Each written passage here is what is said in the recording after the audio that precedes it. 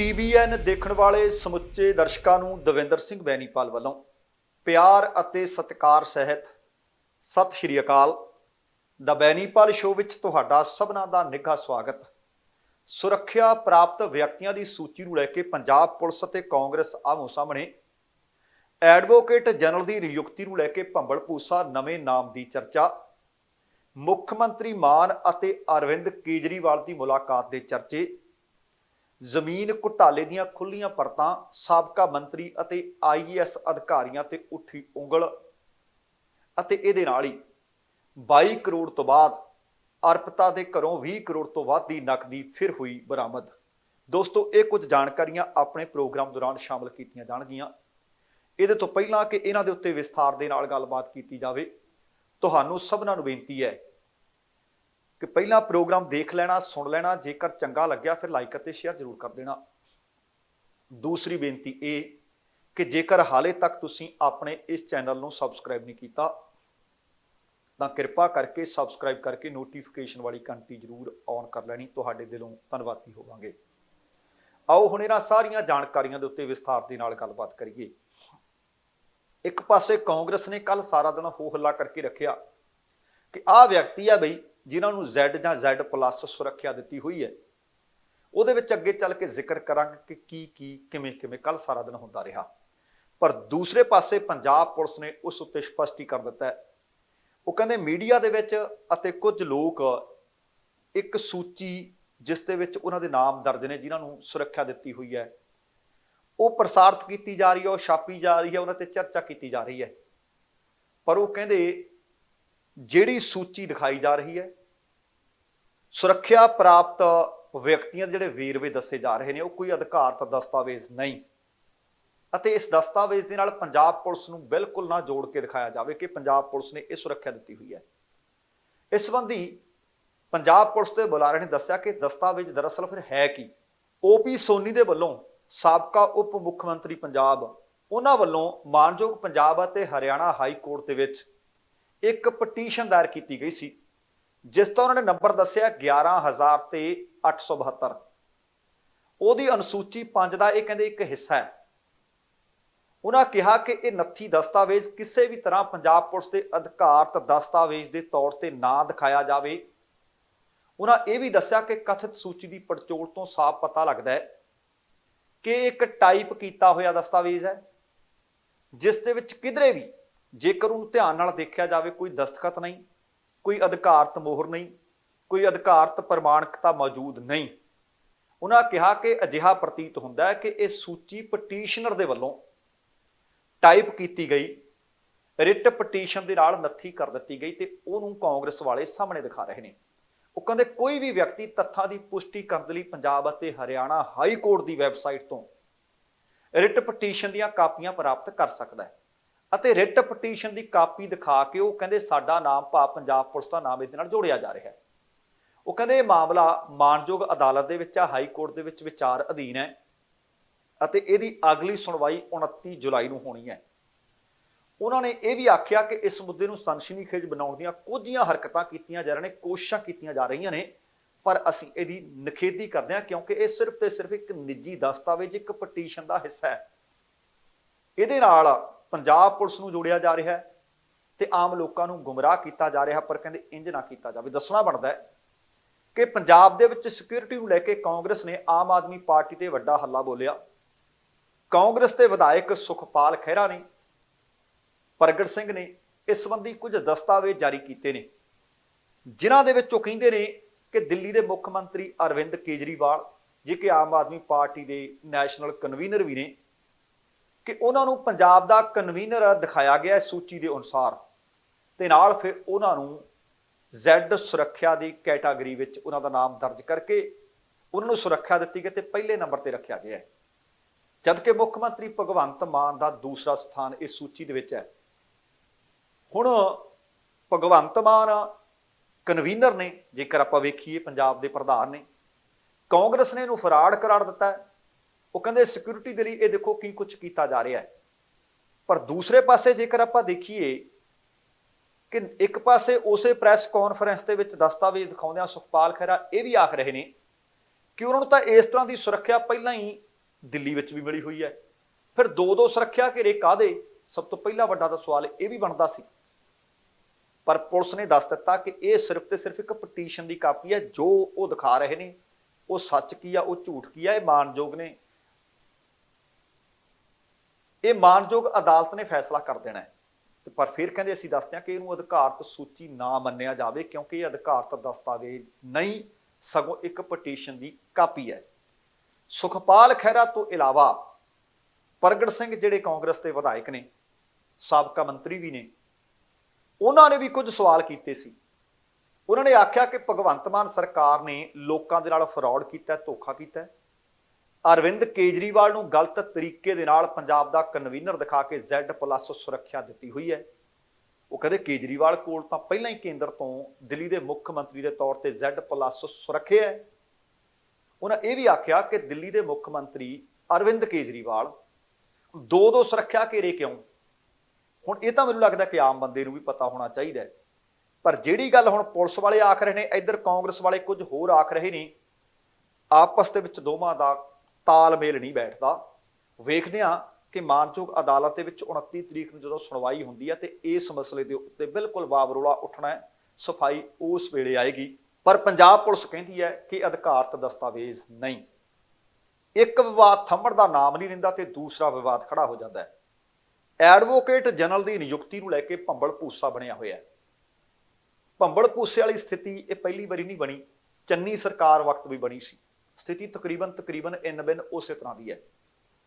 ਸਰਕਾਰ ਨੇ ਇਸ ਅਹੁਦੇ ਦੇ ਵਾਸਤੇ ਸੀਨੀਅਰ ਵਕੀਲ ਵਿਨੋਦ ਘਈ ਦੇ ਨਾਮ ਨੂੰ ਮਨਜ਼ੂਰ ਕਰ ਲਿਆ ਸੀ, ਪਰ ਉਹਨਾਂ ਦੀ ਨਿਯੁਕਤੀ ਦਾ ਨੋਟੀਫਿਕੇਸ਼ਨ ਹਾਲੇ ਤੱਕ ਜਾਰੀ ਨਹੀਂ ਕੀਤਾ ਗਿਆ ਤੇ ਉਹਨਾਂ ਤੋਂ ਬਾਅਦ ਅਗਲਾ ਨਾਮ ਚੱਲਣ ਲੱਗ ਪਿਆ ਪੁਨੀਤ ਬਾਲੀ ਦਾ। ਦੱਸਿਆ ਜਾਂਦਾ ਹੈ ਕਿ ਸਿੱਧੂ ਦੇ ਅਸਤੀਫੇ ਤੋਂ ਬਾਅਦ ਇਸ ਅਹੁਦੇ ਦੇ ਵਾਸਤੇ ਮੁੱਖ ਮੰਤਰੀ ਭਗਵੰਤ ਮਾਨ ਦੀ ਵਿਨੋਦ ਘਈ ਤੋਂ ਇਲਾਵਾ ਪੁਨੀਤ ਬਾਲੀ ਹੋਰਾਂ ਦੇ ਨਾਲ ਵੀ ਪਹਿਲਾਂ ਮੁਲਾਕਾਤ ਹੋ ਚੁੱਕੀ ਹੈ ਅਤੇ ਹੁਣ ਉਹਨਾਂ ਦੇ ਨਾਮ ਤੇ ਸਹਿਮਤੀ ਬਣਾਉਣ ਦੀਆਂ ਕੋਸ਼ਿਸ਼ਾਂ ਚੱਲ ਰਹੀਆਂ ਨੇ। ਸਹਿਮਤੀ ਬਣਦੀ ਹੈ ਜਾਂ ਨਹੀਂ ਬਣਦੀ, ਇਹ ਹਲੇ ਸਮਾਂ ਦੱਸੇਗਾ, ਪਰ ਮੁੱਖ ਮੰਤਰੀ ਪੱਧਰ ਤੇ ਇਸ ਪੂਰੇ ਮਾਮਲੇ ਦੇ ਵਿੱਚ ਉਮੀਦ ਹੈ ਕਿ ਅੱਜ ਕਿਸੇ ਵਕਤ ਵੀ ਫੈਸਲਾ ਲਿਆ ਜਾ ਸਕਦਾ ਹੈ। ਪੁਨੀਤ ਬਾਲੀ ਦੇ ਹੱਕ ਵਿੱਚ ਇਹ ਗੱਲ ਵੀ ਚਾਹੁੰਦੀ ਹੈ ਕਿ ਉਹ ਬੇਅਦਬੀ ਦੇ ਮਾਮਲੇ ਦੇ ਵਿੱਚ ਪਟੀਸ਼ਨ ਕਰਨ ਵਾਲਿਆਂ ਦੇ ਵਕੀਲ ਨੇ। ਹਾਲਾਂਕਿ ਇਸ ਅਹੁਦੇ ਦੇ ਲਈ ਜੇਕਰ ਆਪਾਂ GS ਬਲ ਦਾ ਜ਼ਿਕਰ ਕਰੀਏ ਤਾਂ ਨਾਮ ਤਾਂ ਉਹਨਾਂ ਦਾ ਵੀ ਚਰਚਾ 'ਚ ਹੈ, ਪਰ ਜਾਣਕਾਰੀ ਇਹ ਮਿਲਦੀ ਹੈ ਕਿ ਉਹਨਾਂ ਨੂੰ ਇਹ ਅਹੁਦਾ ਮਿਲਣ ਦੀ ਸੰਭਾਵਨਾ ਤੇ ਸ਼ੱਕ ਪ੍ਰਗਟਾਇਆ ਜਾ ਰਿਹਾ ਹੈ। ਦੱਸਣਾ ਬਣਦਾ ਕਿ ਪੰਜਾਬ ਦੇ ਐਡਵੋਕੇਟ ਜਨਰਲ ਅਨਮੋਲ ਰਤਨ ਸਿੱਧੂ ਦੇ ਅਸਤੀਫੇ ਦੀ ਖਬਰ ਜਦੋਂ ਸਾਹਮਣੇ ਆਈ ਸੀ, ਉਹਦੇ ਤੋਂ ਕੁਝ ਸਮਾਂ ਬਾਅਦ ਬੜੀ ਤੇਜ਼ੀ ਦੇ ਵਿੱਚ ਆਖੀਏ, ਕਾਹਲੀ ਦੇ ਵਿੱਚ ਆਖੀਏ, ਪੰਜਾਬ ਸਰਕਾਰ ਨੇ ਐਡਵੋਕੇਟ ਜਨਰਲ ਦੇ ਅਹੁਦੇ ਤੇ ਵਾਸਤੇ ਵਿਨੋਦ ਘਈ ਨੂੰ ਨਿਯੁਕਤ ਕਰ ਦਿੱਤਾ ਸੀ, ਪਰ ਨੋਟੀਫਿਕੇਸ਼ਨ ਜਾਰੀ ਨਹੀਂ ਹੋਇਆ। ਸਰਕਾਰ ਦੇ ਵੱਲੋਂ ਬਰਖਾਸਤ ਕੀਤੇ ਗਏ ਸਾਬਕਾ ਮੰਤਰੀ ਵਿਜੇ ਸਿੰਗਲਾ, ਸਾਬਕਾ ਕਾਂਗਰਸੀ ਮੰਤਰੀ ਭਾਰਤ ਭੂਸ਼ਣ ਆਸ਼ੂ, ਉਹਨਾਂ ਦੇ ਵਕੀਲ ਹੋਣ ਤੇ ਵੀ ਚਰਚੇ ਨੇ ਅਤੇ ਕਈ ਹੋਰਨਾਂ ਕੇਸਾਂ ਦੀ ਵੀ ਉਹ ਪੈਰਵੀ ਕਰ ਰਹੇ ਨੇ, ਜਿਸ ਦੇ ਕਾਰਨ ਵਿਨੋਦ ਘਈ ਦੇ ਨਾਮ ਨੂੰ ਲੈ ਕੇ ਵਿਰੋਧੀਆਂ ਨੇ ਲਗਾਤਾਰ ਨਿਸ਼ਾਨੇ ਵਿੰਨਣੇ ਸ਼ੁਰੂ ਕੀਤੇ ਹੋਏ ਨੇ ਅਤੇ ਪਾਰਟੀ ਦੇ ਅੰਦਰ ਵੀ ਅਤੇ ਪਾਰਟੀ ਦੇ ਬਾਹਰ ਵੀ ਲਗਾਤਾਰ ਇਸ ਮਸਲੇ ਨੂੰ ਲੈ ਕੇ ਆਵਾਜ਼ ਉੱਠਣੀ ਸ਼ੁਰੂ ਹੋ ਗਈ ਹੈ। ਸੋ ਕਹਿਣ ਦਾ ਭਾਵ ਇਸ ਵਕਤ ਪੰਜਾਬ ਦੇ ਵਿੱਚ ਐਡਵੋਕੇਟ ਜਨਰਲ ਦਾ ਬੜਾ ਮਹੱਤਵਪੂਰਨ ਅਹੁਦਾ ਹੈ, ਇਹਨੂੰ ਲੈ ਕੇ ਭੰਬਲ ਭੂਸਾ ਬਣਿਆ ਹੋਇਆ ਹੈ। ਅਤੇ ਇਹਦੇ ਤੋਂ ਬਾਅਦ ਅਗਲੀ ਜਿਹੜੀ ਚਰਚਾ ਹੋ ਰਹੀ ਹੈ ਉਹ ਪੰਜਾਬ ਦੇ ਮੁੱਖ ਮੰਤਰੀ ਅਤੇ ਦਿੱਲੀ ਦੇ ਮੁੱਖ ਮੰਤਰੀ ਅਰਵਿੰਦ ਕੇਜਰੀਵਾਲ ਦੀ ਮੁਲਾਕਾਤ ਦੀ ਚਰਚਾ ਹੈ।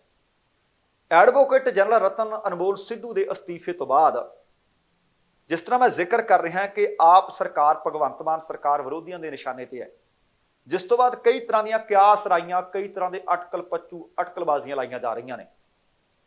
ਕਈਆਂ ਨੇ ਤਾਂ ਇੱਥੋਂ ਤੱਕ ਵੀ ਆਖ ਦਿੱਤਾ ਹੈ, ਮੇਰੇ ਤੱਕ ਵੀ ਕਈ ਲੋਕਾਂ ਨੇ ਇਹ WhatsApp ਸੁਨੇਹੇ ਭੇਜੇ ਨੇ ਕਿ ਮੁੱਖ ਮੰਤਰੀ ਮਾਨ ਅਤੇ ਰਾਘਵ ਚੱਡਾ ਦੇ ਦਰਮਿਆਨ ਨਾਰਾਜ਼ਗੀਆਂ ਪੈਦਾ ਹੋ ਗਈਆਂ ਨੇ। ਕਈਆਂ ਨੇ ਇੱਥੋਂ ਤੱਕ ਲਿਖਣਾ ਸ਼ੁਰੂ ਕਰ ਦਿੱਤਾ ਹੈ ਕਿ ਭਗਵੰਤ ਮਾਨ ਤਾਂ ਇੰਨੇ ਔਖੇ ਹੋਏ ਫਿਰਦੇ ਹੈ ਕਿ ਉਹ ਤਾਂ ਭਾਈ ਅਸਤੀਫਾ ਲੈ ਕੇ ਦਿੱਲੀ ਪਹੁੰਚੇ ਸੀ, ਕਿ ਅਸਤੀਫਾ ਦੇਣ ਨੂੰ ਤਿਆਰ ਹੋਏ ਪਏ ਹੈ। ਇਹਨਾਂ ਕਿਆਸ ਰਾਈਆਂ ਜਾਂ ਅਟਕਲਬਾਜ਼ੀਆਂ ਦੇ ਬਿਲਕੁਲ ਉਲਟ ਨਜ਼ਰ ਕੀ ਆਇਆ ਕਿ ਮੁੱਖ ਮੰਤਰੀ ਮਾਨ ਦਿੱਲੀ ਦੇ ਵਿੱਚ ਕੇਂਦਰੀ ਮੰਤਰੀ ਨੂੰ ਮਿਲਣ ਵਾਸਤੇ ਗਏ ਸੀ ਅਤੇ ਨਾਲ ਹੀ ਉਹ ਅਰਵਿੰਦ ਕੇਜਰੀਵਾਲ ਦੇ ਨਾਲ ਵੀ ਮੁਲਾਕਾਤ ਕਰਨ ਵਾਸਤੇ ਪਹੁੰਚ ਜਾਂਦੇ ਹੈ। ਭਾਵੇਂ ਇਹਦੀ ਅਧਿਕਾਰਤ ਤੌਰ ਤੇ ਤਾਂ ਕਿਸੇ ਨੇ ਪੁਸ਼ਟੀ ਨਹੀਂ ਕੀਤੀ, ਪਰ ਜਾਣਕਾਰੀ ਇਹ ਮਿਲੀ ਹੈ ਕਿ ਜਿਹੜੀ ਅਰਵਿੰਦ ਕੇਜਰੀਵਾਲ ਤੇ ਭਗਵੰਤ ਮਾਨ ਦੀ ਮੀਟਿੰਗ ਹੋਈ ਹੈ, ਉਸ ਮੀਟਿੰਗ ਦੇ ਵਿੱਚ ਰਾਘਵ ਚੱਡਾ ਵੀ ਮੌਜੂਦ ਰਹੇ। ਹੁਣ ਅਟਕਲ ਪੱਛੂਆਂ ਦੇ ਜਿਹੜੇ ਦਾਅਵੇ ਨੇ ਕਿ ਉਹ ਨਾਰਾਜ਼ ਚੱਲ ਰਹੇ ਨੇ, ਜਿਹੜੀ ਇਹ ਮੀਟਿੰਗ ਆ ਉਹਦੇ ਵਿੱਚੋਂ ਕੋਈ ਨਾਰਾਜ਼ਗੀ ਦੇਖਣ ਨੂੰ ਹਾਲੇ ਤੱਕ ਮਿਲੀ ਨਹੀਂ। ਭਾਵੇਂ ਅੰਦਰ ਨਾਰਾਜ਼ਗੀਆਂ ਹੋਣ, ਭਾਵੇਂ ਇਸ ਮੀਟਿੰਗ ਦੇ ਬਾਰੇ ਵਿਸਥਾਰਤ ਜਾਣਕਾਰੀ ਤਾਂ ਨਹੀਂ ਦਿੱਤੀ ਗਈ, ਪਰ ਇਹ ਪਤਾ ਲੱਗਿਆ ਕਿ ਪੰਜਾਬ ਨਾਲ ਸੰਬੰਧਿਤ ਕੁਝ ਅਹਿਮ ਅਤੇ ਭਖਦੇ ਮੁੱਦਿਆਂ ਦੇ ਉੱਤੇ ਵਿਚਾਰ ਚਰਚਾ ਹੋਈ ਹੈ। ਇਸ ਮੀਟਿੰਗ ਦੇ ਵਿੱਚ ਐਡਵੋਕੇਟ ਜਨਰਲ ਦੀ ਨਿਯੁਕਤੀ ਅਤੇ ਕਿਹਨੂੰ ਐਡਵੋਕੇਟ ਜਨਰਲ ਲਾਇਆ ਜਾਵੇ ਉਹਦੇ ਮੁਤਲਕ ਵੀ ਗੱਲਬਾਤ ਹੋਈ ਹੈ। ਤੇ ਦੂਸਰੇ ਪਾਸੇ ਬੇਅਦਬੀਆਂ ਦੇ ਇਨਸਾਫ ਦਾ ਮੁੱਦਾ ਜਿਹੜਾ ਇਸ ਵਕਤ ਪੰਜਾਬ ਦੇ ਵਿੱਚ ਇੱਕ ਵਾਰ ਫਿਰ ਤੋਂ ਗਰਮਾਇਆ ਹੋਇਆ ਹੈ।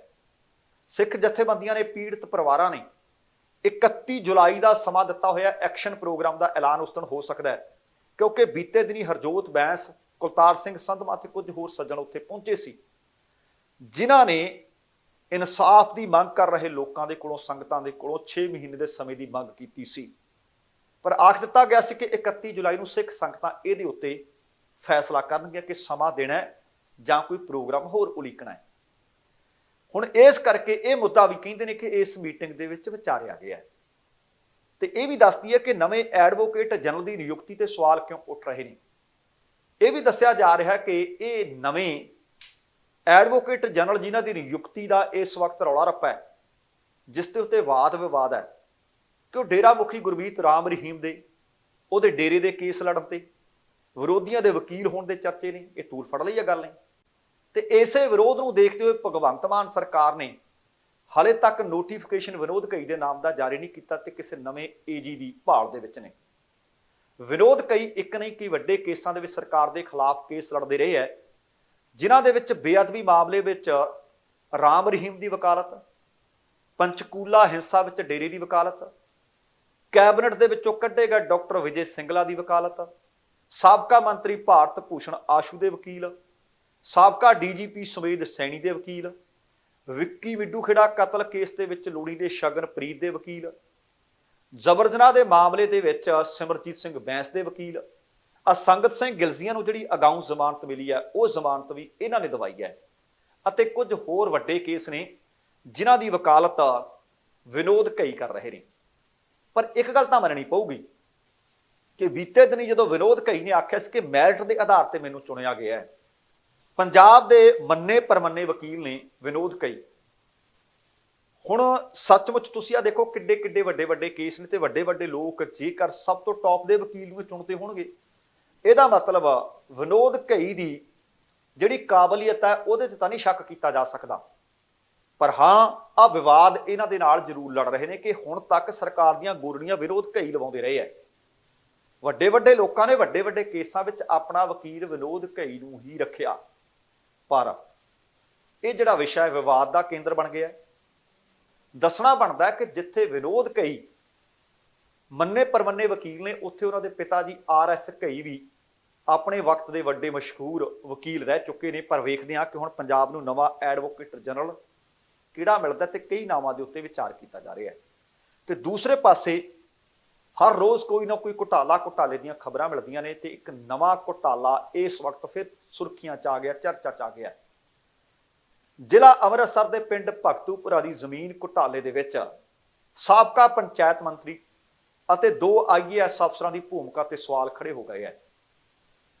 ਪੇਂਡੂ ਵਿਕਾਸ ਤੇ ਪੰਚਾਇਤ ਮੰਤਰੀ ਉਹ ਇਸ ਕੇਸ ਨੂੰ ਕਾਫੀ ਨੇੜਿਓਂ ਵੇਖ ਰਹੇ ਨੇ ਤੇ ਵਿਭਾਗ ਦੀ ਇੱਕ ਵਿਸ਼ੇਸ਼ ਜਾਂਚ ਟੀਮ ਬਣਾ ਦਿੱਤੀ ਗਈ ਸੀ ਅਤੇ ਵਿਸ਼ੇਸ਼ ਜਾਂਚ ਟੀਮ ਨੇ ਭਗਤੂਪੁਰਾ ਜ਼ਮੀਨ ਘੁਟਾਲੇ ਦੀਆਂ ਪਰਤਾਂ ਖੋਲ ਦਿੱਤੀਆਂ ਨੇ।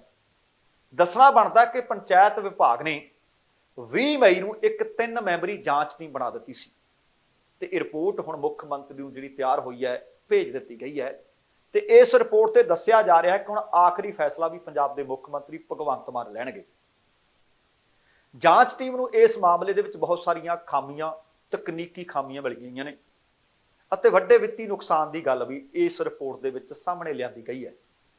ਇਸ ਰਿਪੋਰਟ ਦੇ ਅਨੁਸਾਰ ਅੰਮ੍ਰਿਤਸਰ ਦੇ ਪਿੰਡ ਭਗਤੂਪੁਰਾ ਦੀ ਪੰਚਾਇਤ ਦੇ ਵੱਲੋਂ ਅਲਫਾ ਇੰਟਰਨੈਸ਼ਨਲ ਸਿਟੀ ਨੂੰ ਆਪਣੀ ਜ਼ਮੀਨ ਵੇਚੀ ਗਈ। ਪੰਚਾਇਤ ਨੇ 25 ਮਈ ਤੇ 2015 ਨੂੰ 41 ਕਨਾਲ ਤੇ 10 ਮਰਲੇ ਜ਼ਮੀਨ ਵੇਚਣ ਦਾ ਮਤਾ ਪਾਸ ਕੀਤਾ। ਜੁਲਾਈ 2018 ਦੇ ਵਿੱਚ ਪੰਚਾਇਤਾਂ ਭੰਗ ਹੋਣ ਤੋਂ ਬਾਅਦ 9 ਨਵੰਬਰ ਤੇ 2018 ਨੂੰ ਪੰਚਾਇਤ ਦੀ ਥਾਂ ਤੇ ਲਗਾਏ ਪ੍ਰਬੰਧਕ ਦੇ ਵੱਲੋਂ ਮੁੜ ਮਤਾ ਪਵਾਇਆ ਗਿਆ। ਉਸ ਮਤੇ ਦੇ ਉੱਤੇ 1 ਅਕਤੂਬਰ ਤੇ 2021 ਨੂੰ ਵਧੀਕ ਮੁੱਖ ਸਕੱਤਰ ਨੇ ਇਤਰਾਜ਼ ਪ੍ਰਗਟਾਏ ਅਤੇ ਆਖਿਆ ਕਿ ਨਵੀਂ ਪੰਚਾਇਤ ਤੋਂ ਮਤਾ ਪਵਾਇਆ ਜਾਵੇ। ਇਹ ਹੁਕਮ ਜਾਰੀ ਕਰ ਦਿੱਤੇ। ਰਿਪੋਰਟ ਦੇ ਅਨੁਸਾਰ ਵਿਭਾਗ ਨੇ ਨਵੀਂ ਪੰਚਾਇਤ ਤੋਂ ਮਤਾ ਪਵਾਉਣ ਦੀ ਥਾਂ 25 ਮਈ ਤੇ 2015 ਦੇ ਪੁਰਾਣੇ ਮਤੇ ਦੇ ਆਧਾਰ ਤੇ ਇਸ ਕੇਸ ਨੂੰ 7 ਮਾਰਚ ਤੇ 2022 ਨੂੰ ਡਾਇਰੈਕਟਰ ਕੋਲ ਭੇਜ ਦਿੱਤਾ। ਨਵੀਂ ਪੰਚਾਇਤ ਤੋਂ ਕੋਈ ਮਤਾ ਨਹੀਂ ਪਵਾਇਆ, ਜਿਹੜਾ ਕਿ ਵਧੀਕ ਸਕੱਤਰ ਨੇ ਆਖਿਆ ਸੀ। ਜਾਂਚ ਟੀਮ ਨੇ ਰਿਪੋਰਟ ਦੇ ਵਿੱਚ ਲਿਖਿਆ ਹੈ ਕਿ ਜਨਵਰੀ 2019 ਦੇ ਵਿੱਚ ਚੁਣੀ ਨਵੀਂ ਪੰਚਾਇਤ ਤੋਂ ਮਤਾ ਪਵਾਇਆ ਜਾਣਾ ਲਾਜ਼ਮੀ ਸੀ, ਪਰ ਪਵਾਇਆ ਨਹੀਂ ਗਿਆ। ਇਸ ਰਿਪੋਰਟ ਦੇ ਅਨੁਸਾਰ ਜ਼ਿਲ੍ਹਾ ਪ੍ਰਾਈਸ ਫਿਕਸੇਸ਼ਨ ਕਮੇਟੀ ਅੰਮ੍ਰਿਤਸਰ ਨੇ 18 ਮਈ ਤੇ 2016 ਨੂੰ ਜ਼ਮੀਨ ਦਾ ਭਾਅ 53 ਲੱਖ ਰੁਪਏ ਪ੍ਰਤੀ ਏਕੜ ਨਿਰਧਾਰਿਤ ਕੀਤਾ। ਹੁਣ ਧਿਆਨ ਰੱਖਿਓ ਕਿ 53 ਲੱਖ ਰੁਪਏ ਪ੍ਰਤੀ ਏਕੜ ਨਿਰਧਾਰਿਤ ਕੀਤਾ। ਫਿਰ ਮੋੜ ਏਸੀ ਕਮੇਟੀ ਨੇ 26 ਨਵੰਬਰ ਤੇ 2018 ਨੂੰ 29 ਲੱਖ 53 ਤੋਂ ਘਟਾ ਦਿੱਤਾ, 29 ਲੱਖ ਰੁਪਏ ਪ੍ਰਤੀ ਏਕੜ ਨਿਸ਼ਚਿਤ ਕੀਤਾ। 2 ਸਾਲਾਂ ਬਾਅਦ ਜੇਕਰ ਵੇਖੀਏ ਜ਼ਮੀਨ ਦਾ ਭਾਅ ਵਧਣਾ ਚਾਹੀਦਾ ਸੀ, ਪਰ ਵਧਿਆ ਨਹੀਂ, 53 ਤੋਂ ਘਟਾ ਕੇ 29 ਲੱਖ ਕਰ ਦਿੱਤਾ। ਦੱਸਿਆ ਕੀ ਗਿਆ ਕਿ ਕਲੈਕਟਰ ਰੇਟਾਂ ਦੇ ਵਿੱਚ ਕਮੀ ਹੈ, ਇਸ ਕਰਕੇ ਇਹ ਬਹਾਨਾ ਲਾ ਕੇ ਜ਼ਮੀਨ ਦਾ ਰੇਟ ਘਟਾ ਦਿੱਤਾ ਗਿਆ। ਜਾਂਚ ਟੀਮ ਨੇ ਹੁਣ 24 ਮਈ 2022 ਨੂੰ ਅੰਮ੍ਰਿਤਸਰ ਪ੍ਰਸ਼ਾਸਨ ਨੇ ਜ਼ਮੀਨ ਦਾ ਭਾਅ 47,60,000 ਰੁਪਏ ਪ੍ਰਤੀ ਏਕੜ ਦੱਸਿਆ, ਜਦੋਂ ਕਿ 11 ਮਾਰਚ ਤੇ 2020 ਨੂੰ 43 ਲੱਖ ਦੱਸਿਆ ਸੀ। ਇਸ ਰਿਪੋਰਟ ਦੇ ਅਨੁਸਾਰ ਜਿਹੜੀ ਜ਼ਿਲ੍ਹੇ ਦੀ ਇਹ ਫਿਕਸੇਸ਼ਨ ਕਮੇਟੀ ਜਿਹੜੀ ਰੇਟ ਤੈਅ ਕਰਦੀ ਹੈ, ਉਹਦੇ ਵੱਲੋਂ ਤੈਅ ਕੀਤੇ ਰੇਟ 6 ਮਹੀਨੇ ਲਈ ਜਾਇਜ਼ ਹੁੰਦੇ ਨੇ। ਭਾਵ ਜੇਕਰ 6 ਮਹੀਨੇ ਲੰਘ ਜਾਣ ਤਾਂ ਨਵੇਂ ਰੇਟ ਨਿਰਧਾਰਿਤ ਕਰਨੇ ਪੈਂਦੇ ਹੈ, ਪਰ ਇੱਥੇ ਨਵੇਂ ਰੇਟ ਨਹੀਂ ਲਏ ਗਏ। ਪੁਰਾਣੇ ਫਿਕਸ ਕੀਤੇ ਹੋਏ ਰੇਟ ਦੇ ਉੱਤੇ ਇਹ ਜ਼ਮੀਨ ਵੇਚ ਦਿੱਤੀ ਗਈ ਤੇ ਪੰਚਾਇਤ ਨੂੰ ਇਹਦੇ ਨਾਲ ਕਈ ਲੱਖਾਂ ਦਾ ਚੂਨਾ ਲੱਗ ਗਿਆ। ਪੰਚਾਇਤ ਮੰਤਰੀ ਕੁਲਦੀਪ ਸਿੰਘ ਧਾਲੀਵਾਲ ਨੇ ਵੀ ਆਖਿਆ ਸੀ ਕਿ ਬੀਤੇ ਅਰਸੇ ਦੇ ਦੌਰਾਨ 28 ਕਰੋੜ ਰੁਪਏ ਦਾ ਨੁਕਸਾਨ ਪੰਚਾਇਤ ਦਾ ਹੋਇਆ, ਖਜ਼ਾਨੇ ਦਾ ਹੋਇਆ। ਜਾਂਚ ਟੀਮ ਦੇ ਵੱਲੋਂ ਰਸਤਿਆਂ ਦੇ ਜਿਹੜੇ ਰਕਬੇ ਸੀ 8 ਕਨਾਲ 14 ਮਰਲੇ, ਉਹਨਾਂ ਨੂੰ ਇੱਕ ਤਰੀਕੇ ਦੇ ਨਾਲ ਇਸ ਪ੍ਰਾਈਵੇਟ ਕੰਪਨੀ ਨੂੰ ਤੋਹਫੇ ਦੇ ਤੌਰ ਤੇ ਗਿਫਟ ਦੇ ਰੂਪ ਵਿੱਚ ਹੀ ਦੇ ਦਿੱਤਾ ਗਿਆ ਤੇ ਕਰੀਬ ਇਹਦੇ ਨਾਲ ਵੀ 51 ਲੱਖ ਤੇ 11,000 ਰੁਪਏ ਦਾ ਪੰਚਾਇਤ ਨੂੰ ਨੁਕਸਾਨ ਹੋਇਆ। ਰਿਪੋਰਟ ਦੇ ਵਿੱਚ ਇਹ ਵੀ ਲਿਖਿਆ ਗਿਆ ਹੈ ਕਿ ਅਲਫਾ ਇੰਟਰਨੈਸ਼ਨਲ ਸਿਟੀ ਨੂੰ ਵੇਚੀ ਗਈ ਇਹ ਜ਼ਮੀਨ ਦਾ ਕੇਸ 2 ਦਸੰਬਰ ਤੇ 2021 ਤੋਂ 7 ਮਾਰਚ ਤੇ 2022 ਦੇ ਤੱਕ ਪੰਚਾਇਤ ਵਿਭਾਗ ਦੇ ਡਾਇਰੈਕਟਰ ਕੋਲ ਪਿਆ ਰਿਹਾ, ਕੋਈ ਕਾਰਵਾਈ ਕੀਤੀ ਨਹੀਂ ਗਈ। ਡਾਇਰੈਕਟਰ ਨੇ 7 ਮਾਰਚ ਤੇ 2022 ਨੂੰ ਪ੍ਰਵਾਨਗੀ ਜਾਰੀ ਕਰਨ ਦੀ ਤਜਵੀਜ਼ ਪੇਸ਼ ਕੀਤੀ ਗਈ। ਤਜਵੀਜ਼ ਪੇਸ਼ ਕਰ ਦਿੱਤੀ ਗਈ ਤੇ ਡਾਇਰੈਕਟਰ ਸਟਾਫ ਦੇ ਵੱਲੋਂ ਇਹ ਮਹਿਕਮੇ ਨੂੰ ਵਿੱਤ ਕਮਿਸ਼ਨ ਨੂੰ ਮਿਸਲ ਭੇਜੀ ਗਈ ਅਤੇ ਵਿੱਤ ਕਮਿਸ਼ਨ ਨੇ ਫਿਰ ਅੱਗੇ ਕੀ ਕੀਤਾ? ਵਿੱਤ ਕਮਿਸ਼ਨ ਨੇ ਬਿਨਾਂ ਕਿਸੇ ਇਤਰਾਜ਼ ਦੇ 11 ਮਾਰਚ ਨੂੰ ਤਤਕਾਲੀ ਪੰਚਾਇਤ ਮੰਤਰੀ ਕੋਲ ਇਹਨੂੰ ਭੇਜ ਦਿੱਤਾ ਤੇ ਅੱਗਿਓਂ ਮੰਤਰੀ ਸਾਹਿਬ ਨੇ ਕੀ ਕੀਤਾ ਕਿ 11 ਮਾਰਚ 2022 ਨੂੰ ਜਾਂਦਾ, ਉਹਨਾਂ ਨੇ ਹੱਥੋਂ ਹੱਥੀ ਪ੍ਰਵਾਨਗੀ ਦੇ ਦਿੱਤੀ। ਪਤਾ ਨਹੀਂ ਫਾਈਲ ਪੜੀ ਵੀ ਹੈ ਕਿ ਨਹੀਂ। ਤੇ ਉਸ ਵਕਤ ਮੰਤਰੀ ਕੌਣ ਸੀ? ਤ੍ਰਿਪਤ ਰਾਜਿੰਦਰ ਸਿੰਘ ਬਾਜਵਾ। ਤ੍ਰਿਪਤ ਰਾਜਿੰਦਰ ਸਿੰਘ ਬਾਜਵਾ 11 ਮਾਰਚ ਨੂੰ ਇਹ ਪ੍ਰਵਾਨਗੀ ਦੇ ਦਿੰਦੇ ਨੇ ਤੇ ਜਾਂਚ ਟੀਮ ਨੇ ਇਹਦੇ ਵਿੱਚ ਪਾਇਆ ਕਿ 11 ਮਾਰਚ ਨੂੰ ਕੋਡ ਆਫ ਕੰਡਕਟ ਖਤਮ ਹੋ ਗਿਆ ਸੀ ਅਤੇ ਇਹ ਪ੍ਰਵਾਨਗੀ ਵੀ ਉਸੇ ਦਿਨ ਦਿੱਤੀ ਗਈ। ਇਸ ਕਰਕੇ 11 ਮਾਰਚ ਦੀ ਅਹਿਮੀਅਤ ਕਈ ਪੱਖਾਂ ਤੋਂ ਵਧੀ ਹੈ। ਜਾਂਚ ਟੀਮ ਨੇ ਸਿਫਾਰਿਸ਼ ਕੀਤੀ ਹੈ ਕਿ 11 ਮਾਰਚ ਦਾ ਦਿਨ ਸਾਲ 2022 ਨੂੰ ਪੰਚਾਇਤ ਮੰਤਰੀ ਵੱਲੋਂ ਦਿੱਤੀ ਗਈ ਪ੍ਰਵਾਨਗੀ ਜਾਇਜ਼ ਹੈ ਜਾਂ ਫਿਰ ਨਹੀਂ। ਇਹਦੇ ਬਾਬਤ ਸਮਰੱਥ ਅਥਾਰਟੀ ਤੋਂ ਸੇਧ ਲਈ ਜਾਵੇ ਕਿ ਕੀ ਉਹ 11 ਮਾਰਚ ਨੂੰ ਦਸਤਖਤ ਕਰ ਸਕਦੇ ਸਨ ਜਾਂ ਨਹੀਂ। ਦੱਸਣਾ ਬਣਦਾ ਹੈ ਕਿ ਸਾਬਕਾ ਮੰਤਰੀ ਤ੍ਰਿਪਤ ਰਾਜਿੰਦਰ ਸਿੰਘ ਬਾਜਵਾ ਨੇ 30 ਮਈ ਨੂੰ ਜਾਂਚ ਟੀਮ ਦੇ ਸਾਹਮਣੇ ਆਪਣਾ ਪੱਖ ਰੱਖਿਆ ਸੀ। ਪੱਖ ਰੱਖਦਿਆਂ ਤ੍ਰਿਪਤ ਰਾਜਿੰਦਰ ਸਿੰਘ ਬਾਜਵਾ ਨੇ ਆਖਿਆ ਸੀ ਕਿ ਮੁੱਖ ਸਕੱਤਰ ਦਾ 11 ਮਾਰਚ 2022 ਦਾ ਨੋਟੀਫਿਕੇਸ਼ਨ ਮੈਂ ਪੇਸ਼ ਕਰ ਰਿਹਾ ਤੇ ਉਸ ਨੋਟੀਫਿਕੇਸ਼ਨ ਦੇ ਅਨੁਸਾਰ ਤਤਕਾਲੀ ਕੈਬਨਿਟ ਮੰਤਰੀ ਆਪਣੇ ਵਿਭਾਗ ਦਾ ਰੂਟੀਨ ਦਾ ਕੰਮ ਉਸ ਸਮੇਂ ਕਰਨ ਦੇ ਸਮਰੱਥ ਸਨ। ਬਾਜਵਾ ਨੇ ਇਹ ਵੀ ਤਰਕ ਦਿੱਤਾ ਸੀ ਕਿ ਇਹ ਕੇਸ ਪੁਰਾਣਾ ਸੀ ਅਤੇ ਜੇਕਰ ਉਹ ਪ੍ਰਵਾਨਗੀ ਨਾ ਦਿੰਦੇ ਤਾਂ ਪੰਚਾਇਤ ਦਾ ਵਿੱਤੀ ਨੁਕਸਾਨ ਹੋਣਾ ਸੀ। ਜਾਂਚ ਟੀਮ ਨੇ ਸਿਰਫ ਤ੍ਰਿਜਿੰਦਰ ਸਿੰਘ ਬਾਜਵਾ ਤੇ ਸਵਾਲ ਨਹੀਂ ਉਠਾਏ, ਸਗੋਂ 2 IAS ਅਫਸਰਾਂ ਦੀ ਭੂਮਿਕਾ ਦੇ ਉੱਤੇ ਵੀ ਸਵਾਲ ਤੇ ਸ਼ੰਕੇ ਖੜੇ ਕਰ ਦਿੱਤੇ ਨੇ ਕਿ ਉਹਨਾਂ ਦੇ ਖਿਲਾਫ ਵੀ ਕਾਰਵਾਈ ਕੀਤੀ ਜਾਵੇ। ਆਖਰੀ ਕਾਰਵਾਈ ਜਾਂ ਫੈਸਲਾ ਕੁਨ ਜਿਹੜੀ ਕਾਰਵਾਈ ਹੈ ਉਹ ਪੰਜਾਬ ਦੇ ਮੁੱਖ ਮੰਤਰੀ ਭਗਵੰਤ ਮਾਨ ਕਰਨਗੇ। ਤੇ ਦੂਸਰੇ ਪਾਸੇ ਇਸ ਖਬਰ ਤੋਂ ਬਾਅਦ ਪੇਂਡੂ ਵਿਕਾਸ ਤੇ ਪੰਚਾਇਤ ਮੰਤਰੀ ਕੁਲਦੀਪ ਸਿੰਘ ਧਾਲੀਵਾਲ ਹੋਰਾਂ ਦਾ ਕਹਿਣਾ ਹੈ ਕਿ ਉਹਨਾਂ ਨੇ ਇਹ ਸਾਰੀ ਰਿਪੋਰਟ ਪੰਜਾਬ ਦੇ ਮੁੱਖ ਮੰਤਰੀ ਨੂੰ ਭੇਜ ਦਿੱਤੀ ਹੈ ਤੇ ਇਹਦੇ ਤੇ ਫੈਸਲਾ ਉਹ ਕਰਨਗੇ। ਪਰ ਉਹਨਾਂ ਨੇ ਇਹ ਦੱਸਿਆ ਕਿ ਜਾਂਚ ਰਿਪੋਰਟ ਦੇ ਵਿੱਚ ਜਿਹੜੇ ਅਫਸਰਾਂ ਦਾ ਨਾਮ ਆਇਆ, ਸਾਬਕਾ ਮੰਤਰੀ ਦੀ ਸ਼ੱਕੀ ਭੂਮਿਕਾ ਹੀ ਹੈ, ਇਹਦੇ ਬਾਬਤ ਚੋਣ ਕਮਿਸ਼ਨ ਨੂੰ ਜ਼ਰੂਰ ਲਿਖ ਰਹੇ ਨੇ। ਹੁਣ ਇੱਥੇ ਫਿਰ ਸਭ ਤੋਂ ਵੱਡਾ ਸਵਾਲ ਕੀ ਪੈਦਾ ਹੁੰਦਾ ਹੈ ਕਿ 10 ਮਾਰਚ 2022 ਨੂੰ ਪੰਜਾਬ ਵਿਧਾਨ ਸਭਾ ਦੀਆਂ ਚੋਣਾਂ ਦੇ ਨਤੀਜੇ ਆਉਂਦੇ ਆ। ਚਰਨਜੀਤ ਸਿੰਘ ਚੰਨੀ ਹੋਰਾਂ ਦੀ ਅਗਵਾਈ ਦੇ ਵਿੱਚ ਪੰਜਾਬ ਕਾਂਗਰਸ ਚੋਣ ਲੜਦੀ ਹੈ। ਪੰਜਾਬ ਦੇ ਲੋਕ ਪੰਜਾਬ ਕਾਂਗਰਸ ਨੂੰ ਬੁਰੀ ਤਰ੍ਹਾਂ ਨਕਾਰ ਦਿੰਦੇ ਨੇ ਤੇ 11 ਮਾਰਚ ਨੂੰ ਚਰਨਜੀਤ ਸਿੰਘ ਚੰਨੀ ਹੋਰੀ ਆਪਣੀ ਕੈਬਨਿਟ ਦਾ ਭੋਗ ਪਾਉਣ ਦੇ ਵਾਸਤੇ ਕੈਬਨਿਟ ਮੀਟਿੰਗ ਸੱਦਦੇ ਆ। ਪਰ ਉਸ ਵਕਤ ਪੰਜਾਬ ਦੇ ਲੋਕ ਇਸ ਸਰਕਾਰ ਦੇ ਖਿਲਾਫ ਆਪਣਾ ਫਤਵਾ ਸੁਣਾ ਚੁੱਕੇ ਸੀ ਤੇ ਆਮ ਆਦਮੀ ਪਾਰਟੀ ਨੂੰ ਵੱਡਾ ਬਹੁਮਤ ਦੇ ਚੁੱਕੇ ਸੀ। ਫਿਰ ਇਸ ਤਰ੍ਹਾਂ ਦੀ ਭਾਈ ਕਿਹੜੀ ਵੇਲਣੇ ਚ ਬਾਂਹ ਆਈ ਹੋਈ ਸੀ ਕਿ ਸੱਦਿਆ ਤਾਂ ਉੱਥੇ ਕੈਬਨਿਟ ਭੰਗ ਕਰਨ ਦੇ ਵਾਸਤੇ, ਪਰ ਤ੍ਰਿਪਤ ਰਾਜਿੰਦਰ ਸਿੰਘ ਬਾਜਵਾ ਪਹਿਲਾਂ ਹੋਈ ਗਿਟਮਿਟ ਦੇ ਹਿਸਾਬ ਦੇ ਨਾਲ ਤੇ ਉਹਨੂੰ ਅਮਲੀ ਜਾਮਾ ਪਹਿਨਾਉਣ ਦੇ ਵਾਸਤੇ ਪ੍ਰਵਾਨਗੀ ਦਿੰਦੇ ਆ ਅਤੇ ਫਿਰ ਕੈਬਨਿਟ ਭੰਗ ਹੋ ਜਾਂਦੀ ਹੈ। ਇਸ ਕਰਕੇ ਬਹੁਤ ਵੱਡੇ ਸਵਾਲ ਨੇ ਕਿ ਕੀ ਸੱਚਮੁੱਚ ਉਹਨਾਂ ਨੂੰ ਇਹ ਕਰਨਾ ਚਾਹੀਦਾ ਸੀ ਜਾਂ ਨਹੀਂ ਕਰਨਾ ਚਾਹੀਦਾ ਸੀ। ਵੇਖਦੇ ਹਾਂ ਕਿ ਫਾਈਲ ਹੁਣ ਮੁੱਖ ਮੰਤਰੀ ਦੇ ਟੇਬਲ ਤੇ ਜਾ ਪਹੁੰਚੀ ਹੈ ਕਿ ਉਹ ਇਹਦੇ ਉੱਤੇ ਹੁਣ ਕੀ ਕਰਦੇ ਆ। ਹੁਣ ਘਪਲਿਆਂ ਦੇ ਘਪਲੇ, ਚਾਹੇ ਇੱਧਰ ਪੰਜਾਬ ਹੋਵੇ ਤੇ ਚਾਹੇ ਉਧਰ ਪੱਛਮੀ ਬੰਗਾਲ ਹੋਵੇ। ਪੱਛਮੀ ਬੰਗਾਲ ਦੇ ਵਿੱਚ ਸਿੱਖਿਆ ਘੁਟਾਲਾ ਇਸ ਵਕਤ ਕਾਫੀ ਚਰਚਾ 'ਚ ਹੈ। ਬੀਤੇ ਦਿਨ ਵੀ ਤੁਹਾਡੇ ਨਾਲ ਖਬਰ ਸਾਂਝੀ ਕੀਤੀ ਸੀ ਤੇ ਇਸ ਸਿੱਖਿਆ ਘੁਟਾਲੇ ਦੇ ਵਿੱਚ ਅਰਪਿਤਾ ਚੈਟਰਜੀ ਦੀਆਂ ਮੁਸ਼ਕਲਾਂ ਲਗਾਤਾਰ ਵਧ ਰਹੀਆਂ ਨੇ। ਮਾਮਲੇ ਦੀ ਜਾਂਚ ਕਰ ਰਹੇ ਈਡੀ ਦੇ ਅਧਿਕਾਰੀਆਂ ਨੇ ਇੱਕ ਵਾਰ ਫਿਰ ਤੋਂ ਉਹਨਾਂ ਦੇ ਫਲੈਟ ਤੇ ਛਾਪੇਮਾਰੀ ਕੀਤੀ। ਤੁਸੀਂ ਹੈਰਾਨ ਹੋਵੋਗੇ ਕਿ ਛਾਪੇਮਾਰੀ ਦੇ ਵਿੱਚ ਵੱਡੀ ਮਾਤਰਾ ਦੇ ਵਿੱਚ ਨਕਦੀ ਬਰਾਮਦ ਹੋਈ ਹੈ। ਬੁੱਧਵਾਰ ਨੂੰ ਕੀਤੀ ਇਹ ਛਾਪੇਮਾਰੀ ਦੇ ਵਿੱਚ ਜਦੋਂ ਤੱਕ ਇਹ ਮੇਰੇ ਕੋਲ ਖਬਰ ਪਹੁੰਚੀ ਤੇ ਮੈਂ ਤੁਹਾਡੇ ਤੱਕ ਸਾਂਝੀ ਕਰ ਰਿਹਾ, ਉਦੋਂ ਤੱਕ ਨੋਟਾਂ ਦੀ ਗਿਣਤੀ ਕੀਤੀ ਜਾ ਰਹੀ ਸੀ ਅਤੇ 20 ਕਰੋੜ ਰੁਪਏ ਉਦੋਂ ਤੱਕ ਗਿਣੇ ਜਾ ਚੁੱਕੇ ਸੀ ਤੇ ਗਿਣਤੀ ਚੱਲ ਰਹੀ ਸੀ। ਕਹਿਣ ਦਾ ਭਾਵ ਤੇ ਇਹ ਗਿਣਤੀ ਅਤੇ ਇਹ ਜਿਹੜੀ ਮੈਂ 20 ਕਰੋੜ ਦੀ ਰਕਮ ਦੱਸ ਰਿਹਾ, ਸੰਭਾਵਨਾ ਹੈ ਕਿ ਇਹ ਰਕਮ ਇਹਦੇ ਤੋਂ ਵਧੂਗੀ ਕਿਉਂਕਿ ਗਿਣਤੀ ਚੱਲ ਰਹੀ ਹੈ। ਦੱਸਣਾ ਬਣਦਾ ਕਿ ਅਰਪਿਤਾ ਦੇ ਘਰ ਬਰਾਮਦ ਕੈਸ਼ ਨੂੰ ਗਿਣਨ ਦੇ ਵਾਸਤੇ 3 ਮਸ਼ੀਨਾਂ ਲਗਾਈਆਂ ਗਈਆਂ ਨੇ। ਇਹਦੇ ਤੋਂ ਇਲਾਵਾ ਇਹ ਵੀ ਜਾਣਕਾਰੀ ਮਿਲੀ ਹੈ ਕਿ ਉਹਨਾਂ ਦੇ ਫਲੈਟ ਦੇ ਵਿੱਚੋਂ ਵੱਡੀ ਮਾਤਰਾ ਦੇ ਵਿੱਚ ਗਹਿਣੇ ਵੀ ਬਰਾਮਦ ਹੋਏ ਨੇ ਅਤੇ ਇਹ ਗਹਿਣੇ, ਇਹਨਾਂ ਦਾ ਵਜ਼ਨ 3 ਕਿਲੋਗ੍ਰਾਮ ਦੱਸਿਆ ਜਾ ਰਿਹਾ, ਭਾਵ 3 ਕਿਲੋ ਸੋਨਾ ਵੀ ਬਰਾਮਦ ਹੋਇਆ ਤੇ ਉਹਦੀ ਕੀਮਤ ਤਕਰੀਬਨ 1.5 ਕਰੋੜ ਰੁਪਏ ਬਣਦੀ ਹੈ। ਕੁੱਲ ਮਿਲਾ ਕੇ ਹੁਣ ਤੱਕ 41 ਕਰੋੜ ਰੁਪਏ ਨਕਦੀ ਅਤੇ 2.5 ਕਰੋੜ ਦੇ ਗਹਿਣੇ ਅਰਪਿਤਾ ਦੇ ਘਰੋਂ ਜ਼ਬਤ ਕੀਤੇ ਜਾ ਚੁੱਕੇ ਹੈ। ਦੱਸਣਾ ਬਣਦਾ ਹੈ ਕਿ ਬੀਤੀ 23 ਤਰੀਕ ਨੂੰ 23 ਜੁਲਾਈ ਨੂੰ ਈਡੀ ਨੇ ਮੰਤਰੀ ਪਾਰਥ ਚੈਟਰਜੀ ਅਤੇ ਉਹਦੀ ਜਿਹੜੀ ਕਰੀਬੀ ਹੈ ਉਹਨਾਂ ਦੇ ਠਿਕਾਣਿਆਂ ਤੇ ਛਾਪੇਮਾਰੀ ਕੀਤੀ ਸੀ ਅਤੇ ਅਰਪਿਤਾ ਦੇ ਘਰੋਂ 21 ਕਰੋੜ ਰੁਪਏ ਕੈਸ਼ ਅਤੇ ਤਕਰੀਬਨ 1 ਕਰੋੜ ਰੁਪਏ ਦੇ ਗਹਿਣੇ ਬਰਾਮਦ ਹੋ ਗਏ ਸੀ। 500 ਦੇ 2-2000 ਦੇ ਨੋਟਾਂ ਦੇ ਢੇਰ ਲੱਗੇ ਪਏ ਸੀ, ਬੰਡਲਾਂ ਦੇ ਬੰਡਲ ਪਏ ਸੀ, ਕਮਰੇ ਦੇ ਵਿੱਚ ਝੋਲਿਆਂ ਦੇ ਝੋਲੇ ਭਰੇ ਪਏ ਸੀ, ਬੈਗਾਂ ਵਿੱਚ ਤੁੰਨ ਕੇ ਇਹ 2-2000 ਇਹ 500 ਦੇ ਨੋਟ ਭਰੇ ਪਏ ਸੀ ਤੇ ਨਾਲ ਈਡੀ ਨੇ ਇਹ ਵੀ ਦੱਸਿਆ ਸੀ ਕਿ ਉਹਨਾਂ ਨੂੰ ਕੁਝ ਹੋਰ ਉੱਥੋਂ ਲੋੜੀਂਦੇ ਦਸਤਾਵੇਜ਼ ਵੀ ਪ੍ਰਾਪਤ ਹੋਏ ਸੀ। ਉਹਦੇ ਤੋਂ ਬਾਅਦ ਦੋਵਾਂ ਨੂੰ ਗ੍ਰਿਫਤਾਰ ਕਰ ਲਿਆ ਸੀ। ਕੁੱਲ ਮਿਲਾ ਕੇ ਹੁਣ ਤੱਕ ਅਰਪਿਤਾ ਦੇ ਘਰੋਂ 41 ਕਰੋੜ ਰੁਪਏ ਤੋਂ ਵੱਧ ਕੈਸ਼ ਰਿਕਵਰ ਕੀਤਾ ਜਾ ਚੁੱਕਾ ਹੈ, ਜਦੋਂ ਕਿ ਹਾਲੇ ਮੈਂ ਫਿਰ ਦੱਸ ਦਿਆਂ ਕਿ ਗਿਣਤੀ ਜਾਰੀ ਹੈ ਤੇ ਇਹਦੀ ਗਿਣਤੀ ਵੱਧ ਜਾਣ ਦੀ ਸੰਭਾਵਨਾ ਹੈ।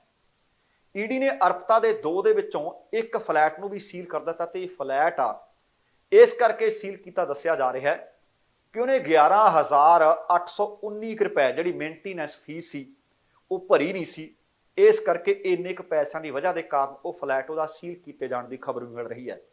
ਹੁਣ ਤੁਸੀਂ ਦੇਖੋ ਕਿ ਜੇਕਰ ਆਪਾਂ ਭਾਰਤ ਦੀ ਆਜ਼ਾਦੀ ਦੇ ਉੱਤੇ ਨਜ਼ਰ ਮਾਰੀਏ ਤਾਂ ਪੱਛਮੀ ਬੰਗਾਲ, ਉਧਰਲੇ ਪਾਸੇ ਬੰਗਾਲੀਆਂ ਨੇ ਤੇ ਇਧਰਲੇ ਪਾਸੇ ਪੰਜਾਬੀਆਂ ਨੇ ਸਭ ਤੋਂ ਵੱਧ ਕੁਰਬਾਨੀਆਂ ਦਿੱਤੀਆਂ ਨੇ।